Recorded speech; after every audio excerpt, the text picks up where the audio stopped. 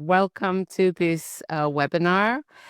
As you know, it's part of the International Coaching Federation Switzerland activities for international organizations and NGOs, but also people from other horizons are joining this webinar. I'm very happy to welcome you here. We have the great fortune of having Susan McKay here, who is really, first of all, she's a specialist in neurodiversity.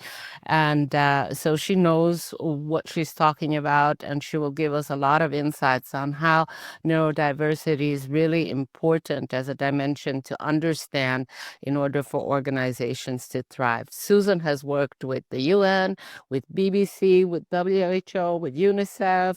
She's highly international and cosmopolitan, and just a pleasure to work with. And I'm Saba Imru, and I'm an ICF member. I lead this project for international organizations and NGOs. And I'm very happy now to give the floor to Susan. Please do use the chat intensively, because that's our way of staying connected with you in a webinar. Thank you. And the floor is yours, Susan. Thank you, Saba. It's a real delight to be here today and talking about a subject that I'm pretty passionate about. I worked in the UN system and also in civil society for the last 25 years. And it was only, I think, 4 or 5 years ago during the pandemic that I discovered that I have neurodiverse traits. That was a complete revelation. I had no idea, but that was an experience that's shared by many colleagues, and also in particular women, particularly under the stress of the pandemic. So it was a wonderful opportunity to come and talk about a subject that some people know a lot about, other people are just starting to learn, but I think it's something that really touches all of our lives. And I think it's something that has a lot of hope and potential going forward. So I'm just actually going to ask you a question, and whether you could go into the chat. And actually, I realize I can't see the chat whilst I'm sharing this, but I'd love to get some ideas of what you, if I say the word neurodiversity, what it means for you.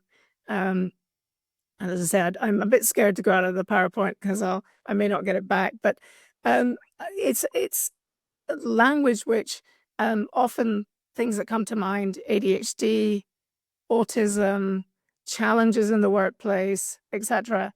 But I really wanted to start this talk today by also introducing some really important people in our sector, in our world, really highly influential, who also share that identity.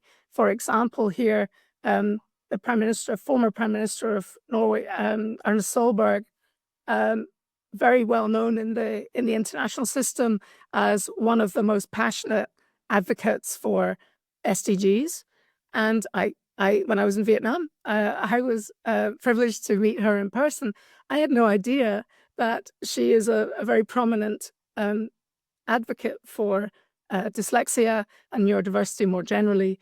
And she's a real trailblazer, because unlike many people, she really has come out and owned it. And I love this quote. When she was criticized for typos, she just came right out and said it. I'm dyslexic, and I write this communication myself, which also tells us a lot about Erna. So another person, I think, who made some headlines, making lots of headlines in recent weeks, but when he released his biography, it was quite moving that he made the disclosure that he identifies as being on the autism spectrum. The quote, "If I were a kid today, I'd be diagnosed with autism, no question. My obsessive focus on things like maths and computer code wasn't a problem. It was his superpower." And you see the impact of Mr. Gates in this sector, in this field, for countless lives around the world.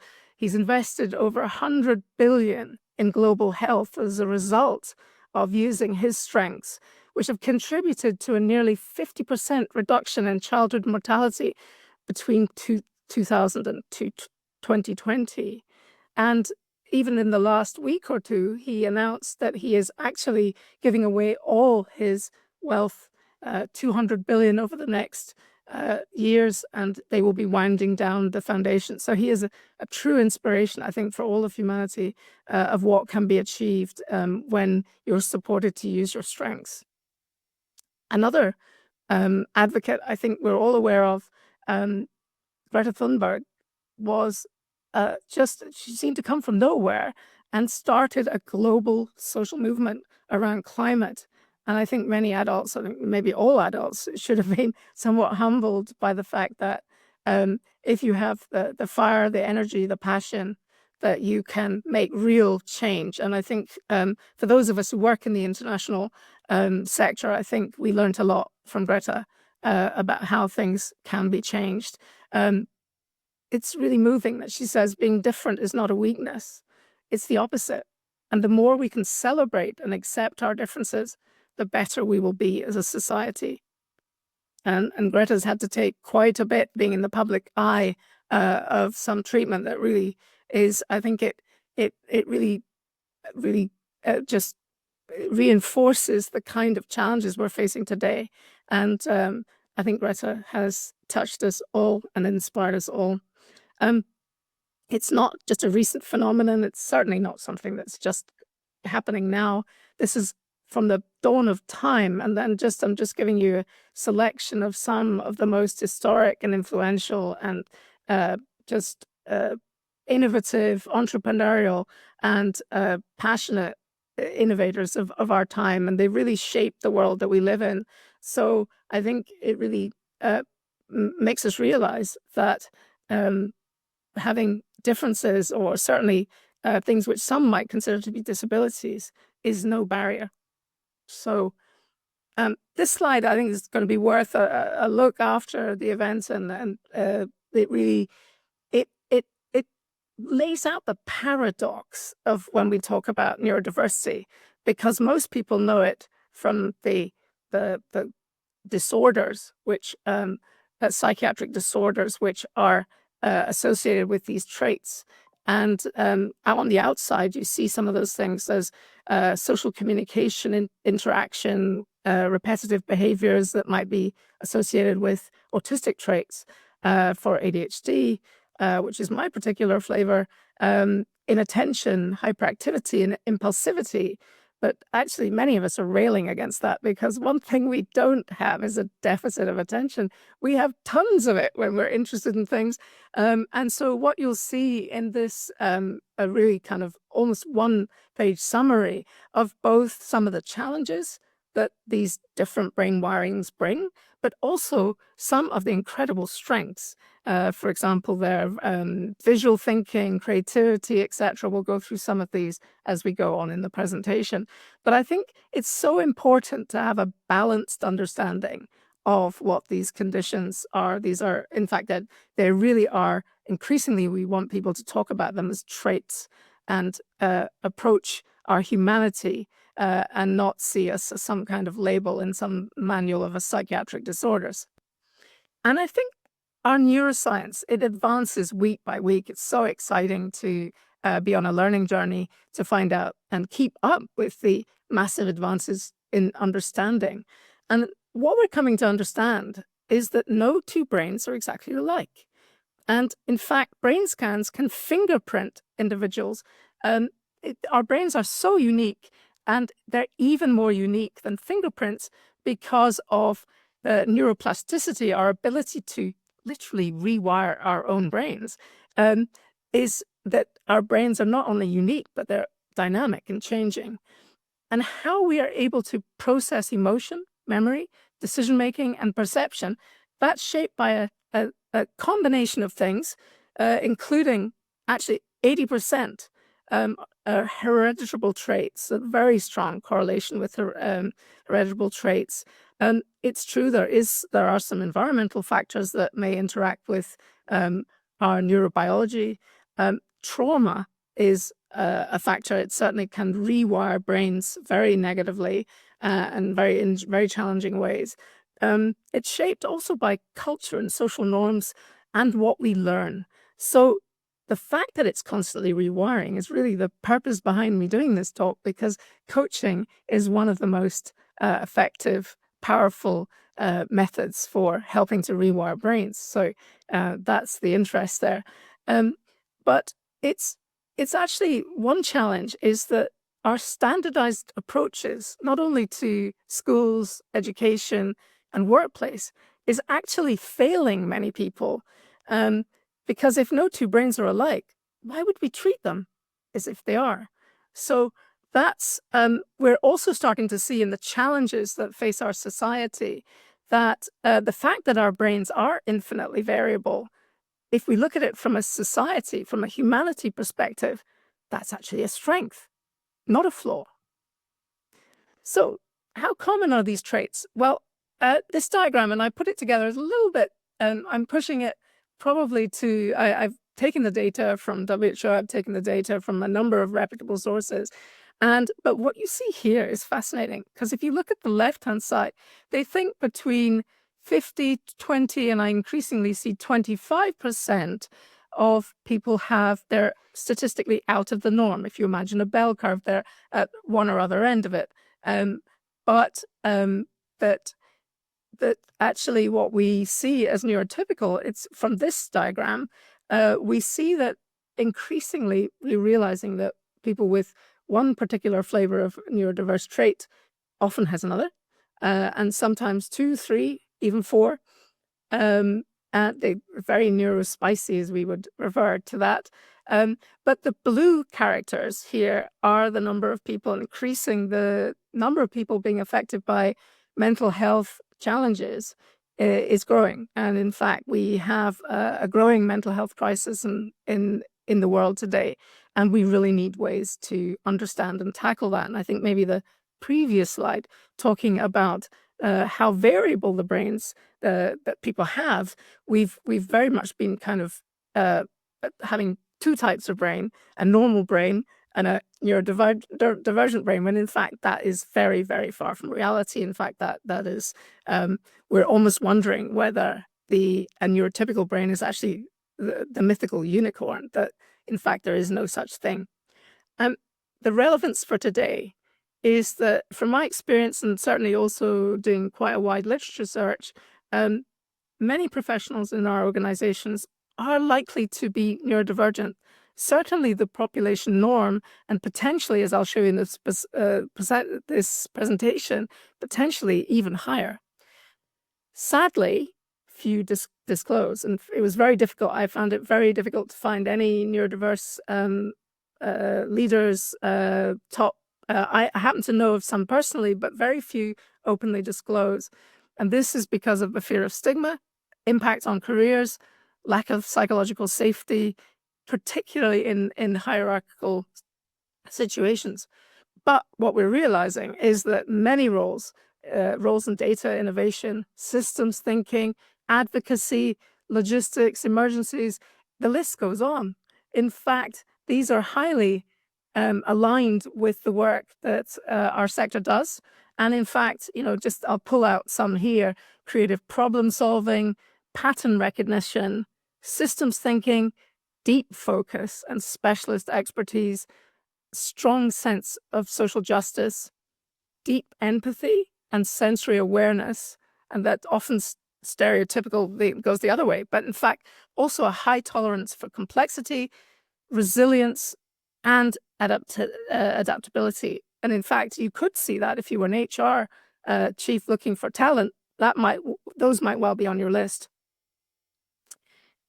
One challenge we have is that as soon as you assume currently, if you say you're an ADHD or an autist, someone with autism or dyslexia, dyspraxia, many of these traits, one challenge is, in the current way of understanding these things, you're effectively pathologizing yourself.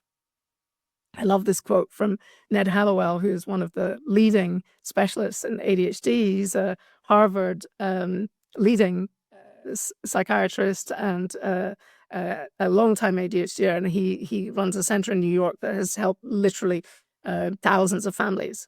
I love this quote. The kidney doesn't mind if it's sick, but if you tell a mind that it's sick, it becomes sick. And that is, I think, a really large challenge for us, something that we need to understand and tackle. An example of this, I think one of the best examples of social advocacy is that back in 1952, homosexuality was placed in the first manual of psychiatric disorders, the DSM-1. And this was a shocking thought by today's standard that essentially every homosexual in the world would be considered to be psychologically sick. That was a devastating concept, and the community rallied around it. And in fact, a very brave psychiatrist went to a meeting with the American Psychologists Association, and he literally, the psychiatrist sat at the table with a mask on and made a statement. And that brave act opened up a lot of debate, internal voices, and they removed homosexuality, but only in 1973. So for that 20-year period, a lot of people were carrying quite a heavy burden. But it does show us the example that change is indeed possible, which is exciting. If we look at how welcoming our current workplaces are, and these data is not specific to the international sector. It's a study. There's a couple of studies here. An annual study now that's being done by Neurodiversity in Business and Birkbeck University in the UK, and I think there's also the leadership. One of the leadership organizations also did a study back in 2020. This is what they found: that neurominorities, 65% of we like to use the term neurominority than neurodivergent. It's less stigmatizing. 65% of neurominority employees fear discrimination from management, and 55% from their colleagues, which leads many to avoid disclosure. 20% of neurodivergent employees have also experienced harassment or discrimination at work directly related to their neurodiverse traits. But at the same time, that's shocking enough, but at the same time, those studies also reveal that only 18% of line managers feel equipped to support neurominority colleagues, supervisees, and just a third of organizations currently include neurodiversity in their DEI strategies. On top of that, 50% of leaders and managers admitted to being uncomfortable to employ or line manage someone who's neurodivergent. So if you look at those statistics, following on from the points that I've raised earlier, it's very clear that we have a potential to lose a lot of important talent from the system. And so what I would say today is that it's really time, just as the LGBT community rallied round, that we need to start increasing awareness, increasing understanding, and bringing in inclusive practices within organizations. And I hope the international sector will see this as an area where they can step up. So, whoops, I don't know quite well. Next one. Now, this study, I love this study. This is an important study that was done in Kenya back in the early 2000s.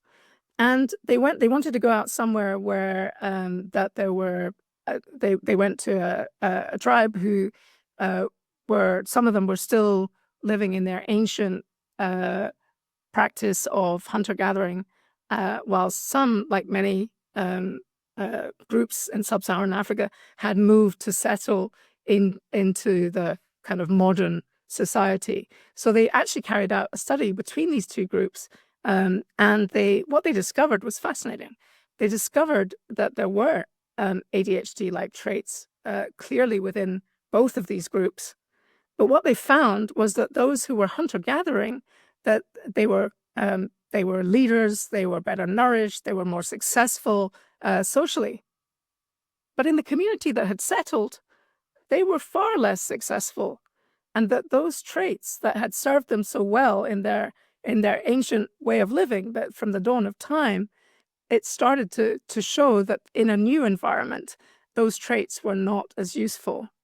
And the reason I raise this is because what we're increasingly realizing is that when I showed you that paradox, both the incredible strengths, but also some of the challenges, one of the factors that really determines it, environment plays a very big role in whether your traits are, your brain's working with you or it's working against you.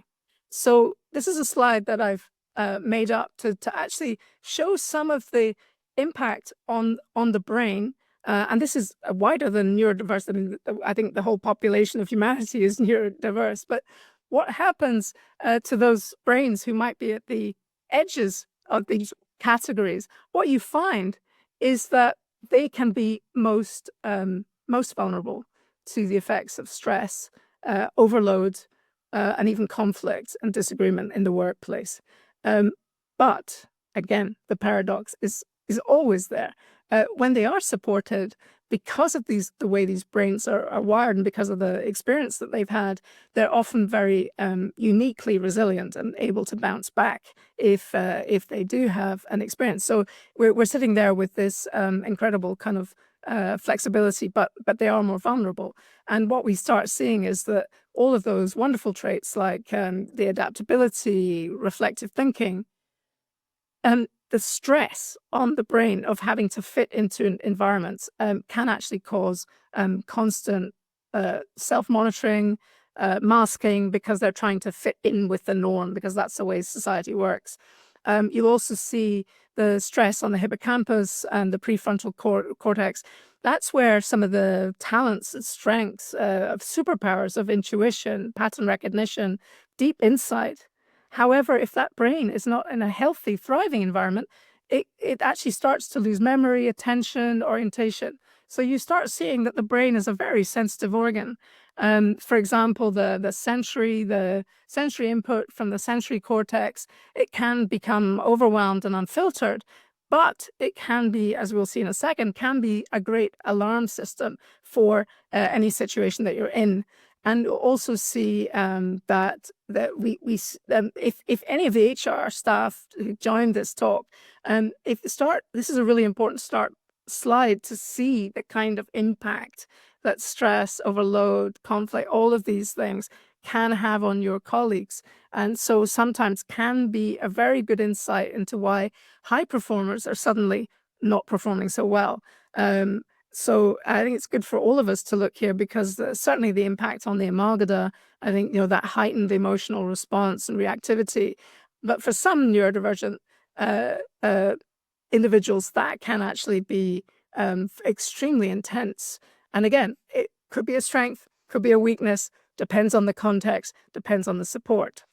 And this is another reason why this is a really good diagram, I think very, very helpful for us to understand that you can have a brain with a very significant neurodiverse trait, but you can be in wonderful health, and you could be very happy, healthy, and your well-being can be high.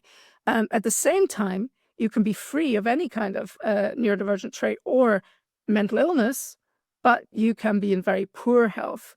And so I think this diagram is a really good way to understand that we have the brain that we have, but we also have to work really hard to keep it in tip-top shape and well-being. I'll just point to the Joint Inspection Report. I think many of you will have heard of it or seen it, but it's certainly available on the internet. But the health and well-being within the UN, specifically looking at the UN system, we started to see even before the pandemic that they've seen that sick leave days due to mental health has rose by 48%. The majority of disability claims are coming from psychiatric diagnosis, depression, PTSD, extreme stress. These are really high levels.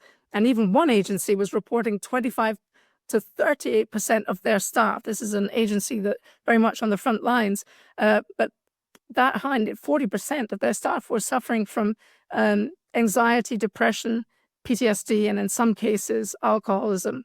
Substance use disorder can be a very common. It's not a character flaw. It's something very much that if your brain is stressed and overloaded, it can become a coping mechanism. And also, it was sad to see that the whole stigma issue means that many people aren't coming forward for help. That leads me to this amazing resource and wonderful, the wonderful insights of Ludmila Preslova. She is an individual with autism and ADHD. She is also a really outstanding professor at, I think it's Vanguard University in the States. I love this. Neurodivergent people aren't the problem. They reveal the problem. And I love this analogy that she's used, that the canary in the coal mine, don't blame the canary. The canary could be the alarm that you need, that there could be changes that you can make in your work environment that will make, not just help the canary, but it'll help the whole workforce. So the fact that these people on I wouldn't say it's the edge. Hopefully we're going to make, should be at the center, but the people who are furthest from the mean will feel the effects first. And so they start burning out, they start masking, they might get disengaged, etc.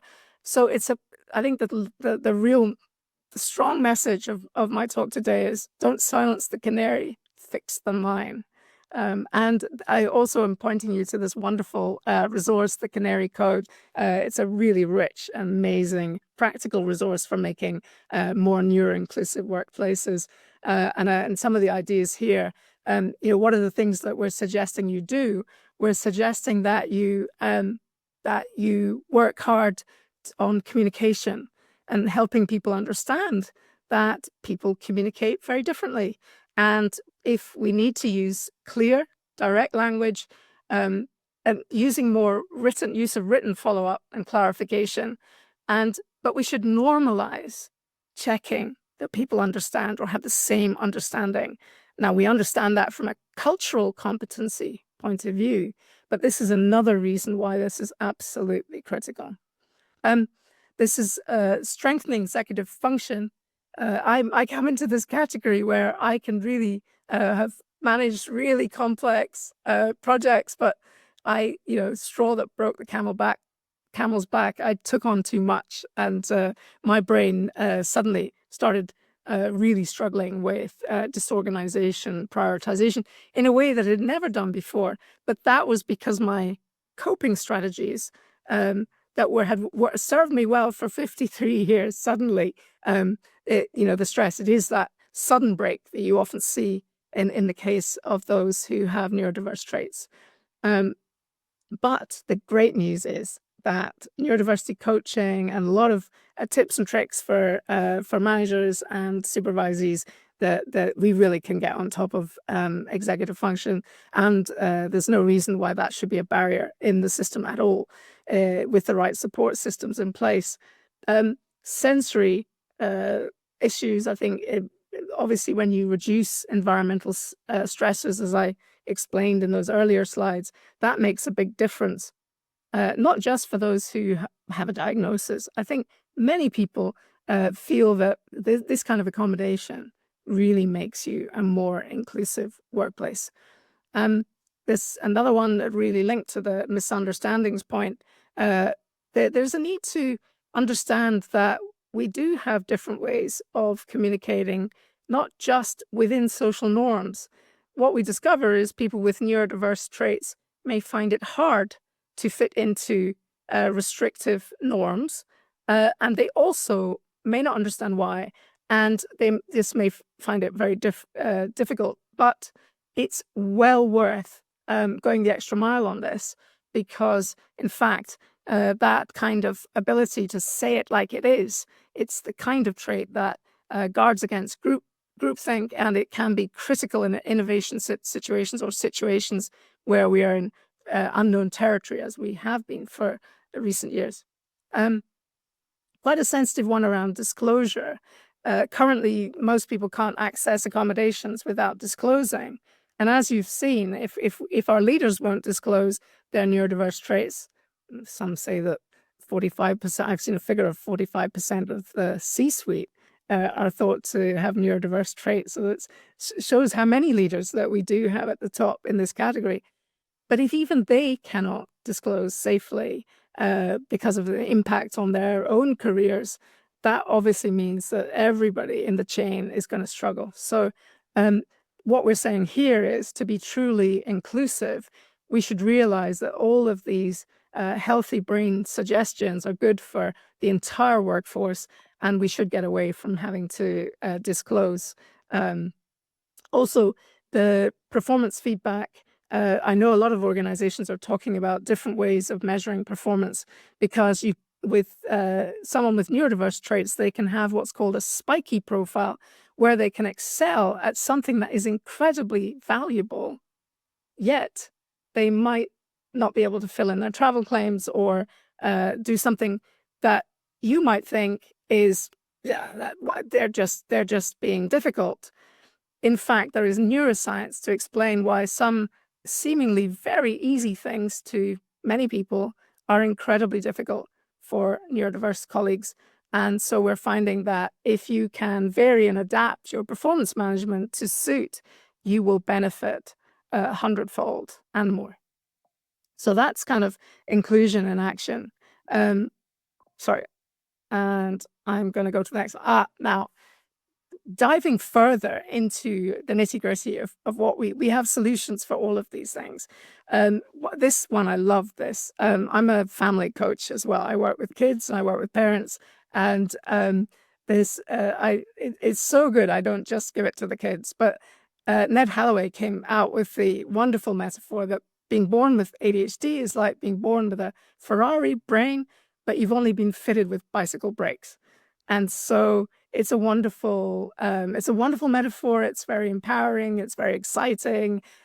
Kids love it. I love it. And the idea here is, can you not just have your brain driving the Ferrari and somehow you're watching on, but can you strengthen the neural pathways and really build those skills and scaffolding of resources to be able to drive that car at all times? And the great news is that it's very ADHD coaching is extremely powerful, and is the evidence base for it is growing year by year, and it's already seen to be as effective as medication in many cases. So great news for everyone, but and can be used in combination with other forms of support. A couple of books down there. These are his newer books. All of his books are wonderful. His videos are amazing and inspiring. And so he is just somebody who provides energy and enthusiasm and a great deal of inspiration. He's been a real changer in our field. So I definitely hope that no one will feel that a diagnosis of ADHD or any other trait is not something that is entirely manageable. And that leads me to neurodiversity coaching. Again, evidence base is growing year by year. If anyone wants to get in touch to find out more, I can provide more. But just to say that I think the menu of options for neurodiversity coaching, the executive function work, very important for ADHDers in particular. And perhaps for those who identify more as autistic traits, social skills, and emotional regulation for, I think, everyone in this wonderful community, and that can really help with communication, relationships. A very important piece of work is around self-advocacy, building confidence, because they think that every child, an undiagnosed person with ADHD, by the age of 12, they estimate that they have heard 20,000 more negative things about themselves than someone who doesn't have ADHD. So it's a really quite, I would say I love my ADHD. I do recognize, certainly with my clients, that it comes with quite a lot of extra challenges in life. So I hope that people will be a bit more understanding that you can do a lot to support someone in that situation. I've also become a conflict management coach because I see this really central to the kind of misunderstandings that can generate, and that conflict management coaching is a wonderfully effective way of helping bridge some of this. And disagreement is at the heart of innovation, and therefore we shouldn't shy away from this, that we should actually embrace this as critical skills and core skills for more inclusive workplaces. So trying to, I don't know why, how did I come up? It's paused. I didn't want to pause that, so I shall share it again. This is why my presentation. Can you see it now? Hopefully you can see it. And this brings me to a suggestion of an organizational blueprint of change. These are the areas in which we support organizations from the neurodiversity world. We think that there's a room to look at policies, include neurodiversity explicitly in DI, disability, and HR frameworks. Hiring and onboarding. If you don't hire and onboard neurodiverse talent, your organization is not going to be fit for the future. So offering adjustments for interviews, assessments, flexibility in roles. Workplace design is important. Sensory friendly spaces. There are all kinds of needs for all kinds of people. Highly individual, of course, but it helps everyone to have universal design. An area which obviously is central to my coming here to speak to you, that training managers in neuro-inclusive leadership and management and offering strengths-based and neurodiversity coaching offers incredible value and very much at the center of solutions. Culture and belonging. We do have some international organizations. I work with one who has a very strong ERG, an affinity group, and that's showing what is possible. And that's really helps the community navigate issues like disclosure and sharing of lived experience and storytelling. So this is the wonderful blueprint. You'll also find this in both Maureen Dunn's book, and who I'm about to speak about in a second, and also Ludmilla's. And this takes me to a wonderful story to kind of close on. The Neurodiversity Edge is a really exciting read. Both books are real must-haves. Maureen gives a lovely story about how a fifth of bees in the hive, they discovered that whilst most of them use this waggle dance you might have heard of to tell other bees how to go and find the honey, there is a fifth of bees in the hive who are a little bit rebellious and they don't follow that pattern. But they're the pathfinder bees, they're the innovation bees. They go off and they find, and those bees are so important to have in the hive, because if you get hit with the kind of situation, the sector is being hit with at the moment, it is having those innovative members of your community that can go out and they're adaptable, they're resilient, they'll go out, they'll look at the situation and find new ways, just like we opened the talk today with some of those amazing pathfinders. And so really it's about saying that neurodiverse traits and individuals can be signal in the noise, and that really gives us some excitement for the future. So I'm just going to close, by pointing to the rather obvious. We are coming for an AI future. We're all worried that our jobs are going to be phased out by machines. And this is another reason why organizations have to really embrace neurodiverse talent, is because in this day of increased mechanism, your more unique traits are potentially going to be the traits we need, because we haven't yet found ways for machines to replicate that. So lateral thinking, creative insights, some of that sort of checking and quality assurance, and bringing moral reasoning and integrity, which is central to our sector, and tolerance for ambiguity and complexity. So it could be that there is a bright future ahead for a more neurodiverse humanity. And I would say, as I say, I'd love to see a future where no one is pathologized and everyone is embraced as being uniquely, having a uniquely wired brain. So I'm just going to close on that, which is really that to say that neurodistinct talent isn't just a diversity issue. It's a really strategic asset for where we are right now and for what's coming.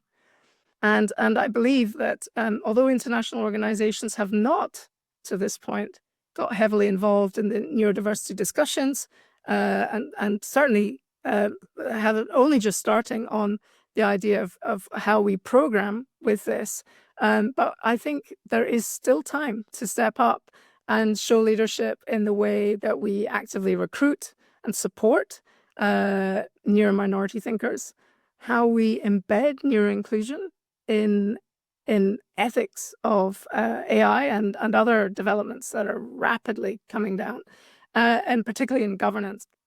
And really the closing point, which is that coaching, if we combine powerful forms of coaching with inclusive universal design, and we give the flexibility of roles within organizations, I think there's a lot of potential that we have that we can, that we already have, that we could be using more usefully. So thank you for that. Well, thank you, Susan. Thank you so much for this really rich, intense, and interesting, fascinating, I might say, presentation. I learned so much from you today, and I'm very, very grateful for this. And yeah, you see there are comments in the chat. I don't know if you can see it, the chat, that there's a little button at the bottom of your Yes. screen. Yes, I can see that. So very insightful. Thank you so much. Appreciated. A great presentation. So you see how useful your presentation has been. And thank you, dear audience, for this great feedback. And what I'd like to ask you now is to put in some questions for Susan. We have until 12 o'clock. So any questions that you might put there, she's here to answer, and you've seen how knowledgeable she is. So please go ahead. What in the meantime, while you think of your questions, I'm sure there are some there in the background. What I'd like to ask Susan is how is it you approach organizations, and you're opening this conversation in different organizations, I imagine, with your presentations and so on. What has been the reception so far, especially when we're in times of crisis right now? How has the reception been? Yeah, I think it's mixed, to tell you the truth. I think organizations are starting to realize that that this should be on their agenda. I had one wonderful experience where an organization actually invited me to come and talk to their affinity group, which was actually a big milestone for me, as because I would say that, it's lovely to come and do this because it feels like another milestone, because I can tell you that identifying and self-identifying in our world has been a challenging experience. It's definitely I've used coaching as a resource, both involved in working with other people, but also I think also my coaching, I learned how powerful coaching was, to have the confidence to come out, if you like, Right. because it's still I know that it could affect my ability to work, because Okay. people have so many ideas about it. So it's you know I joined the UN because I wanted to fight for rights, and I worked for the whole of my career, working on rights-based issues, gender. I worked on particularly in health, and as an ally, I thought I really understood this work, but it was a huge shock to me. Firstly, to find that I was part of this community, and secondly, what that means to people. And so I'm now deeply grateful, because I think I've learned so much more from actually walking this walk myself. and becoming to Yeah. become an advocate. And so, just you think in your 50s that you might be sort of beyond the learning part, but I think this is really, if anything, mid-50s, this was actually the start of my learning journey. Fantastic. It's inspiring to see how many amazing people are in this position and fighting this on a day-to-day basis. Thank you so much for sharing your personal experiences. It's really precious. And there are a couple of really interesting questions. I'll start with Julia, who says, considering the fact that no two brains are the same, should we consider neuromajorities as opposed to neurominorities? I love that. As opposed to neurominorities. Yeah, and Julia, actually, I don't know if you were following the conversation on this, but I think was it last Sunday or the Sunday before, there was an article saying that the majority of people in the UK self-identify as neurodivergent. Or so actually, yes, that then means we've made it into the majorities. Just to say, I think that it is difficult because what I don't want to do is dismiss the challenges of those who are really facing big challenges and need specialized support. Just to say that everybody is in the same position really devalues their experience. So I want to be careful on that. But this is a top frame for international organizations, particularly the staff. So what I would say is I really like that point. No two brains are the same. So, you know, are we going to rethink the way that we approach the human brain, and we're not going to put it in harmful boxes that limit people's opportunities and degrade their sense of self? And I think that's what I've learned is that what we need to do is get people out and liberated and reaching their full potential. Absolutely. There are two more questions, and this is really interesting because it's family life. I find my teenagers are very resistant to formal coaching or sessions with a psychologist. Would you recommend getting buy-in from our teenagers, and is coaching still as effective if they choose to take it up later in life? Well, on that later in life, it's never too late, I would say, because I really came to coaching in my half century, so it's never too late. Um, I think you're also pointing to something we need to do as coaches, is that we need to design the kind of coaching for young people that they want to do. And so that's very much a journey I'm on at the moment. Um, and I'm involved with a variety of different groups working with this. And yes, I think coaches need to offer what the clients want. And so I think there is a need for market research with how would you like this to be? I think there's also, I think workers also, they may be reluctant to come. So yeah, I also do things like Lego serious play. And I'm passionate about that as well, because it's not just for the younger ones. Using innovative, playful methods certainly makes coaching more fun, and it is really powerful. So again, all based on neuroscience. So I think you're going to see a lot more offerings in the future. Offerings that are attractive for teenagers. Thank you. And Claudette, I hope I'm pronouncing it right, says, how do you address the fear factor that many organizations have as they feel it is going to add further burden to their line manager roles? They understand the benefits, but say it feels too much to get their heads around. Mm. Yes, I think that's the starting position. I think many organizations, you saw there that only a third currently even discuss it in their DEI strategy. What I would say is I think this is a breakthrough piece. That individuality of every single human really embraces all the other diversities as well. The point is everyone is unique. And when you come to neurodiversity, you are literally going to that level of the individual and tailoring and really respecting and believing in their potential.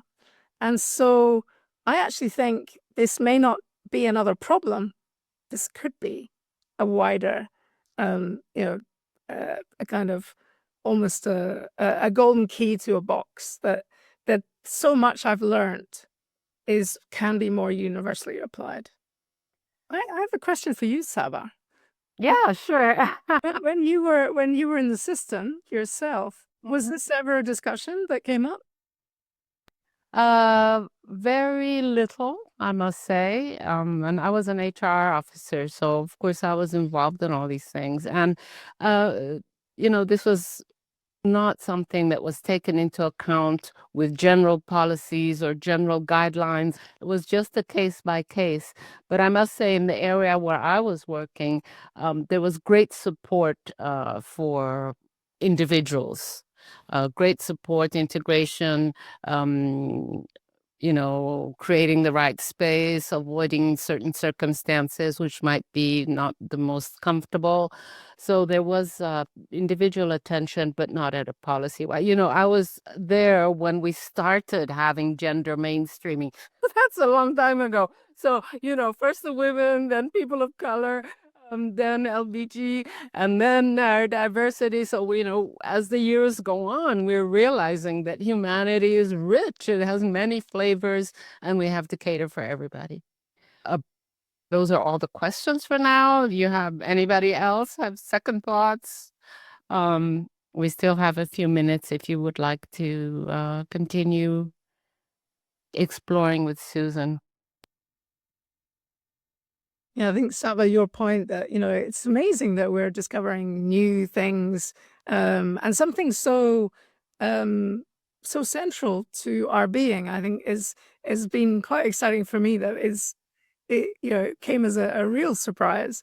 But I know throughout my UN career, like I had so much fun and so many of the traits that I now recognize are there. I realized they didn't. It wasn't just that I was trying to manage around them; they were actually the engine of what was helping me do the work when I was at UNICEF in East Asia or wherever, or when I was at Gavi or whatever.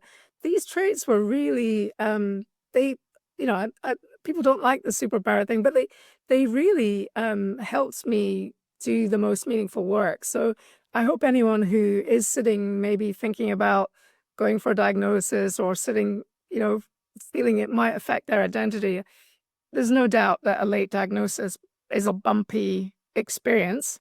But what I would say is that once you just connect in and once you learn and once you meet other people in the same situation, some of my coach friends or some have become some of my closest friends who are also on the same ADHD learning journey, I would say it's lemons into lemonade.